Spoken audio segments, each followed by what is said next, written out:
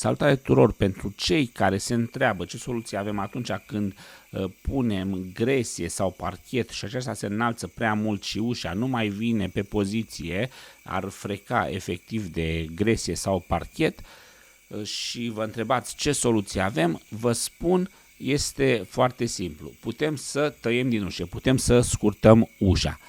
Măsurăm prima oară cât avem nevoie să tăiem din ușe, în cazul de față undeva un 0,8 aproape 1 centimetru și măsurăm, trasăm o linie și cu un ferăstrău circular de mână, ca în cazul acesta, putem să tăiem foarte simplu, punem măsura să ținem drept marginea ușii și tăiem foarte, foarte simplu. Nu avem nevoie să mergem la circular, nu avem nevoie de alte echipamente foarte sofisticate.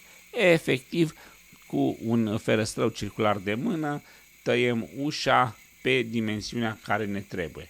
Nu este nimic special, nu este nimic îngrijorător, nu este nimic de speriat.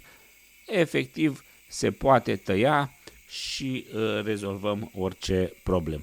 Aceasta este tot, vă mulțumesc că v-ați uitat la acest scurt video, nu uitați să vă abonați la canalul meu, vă doresc toate cele bune, numai bine!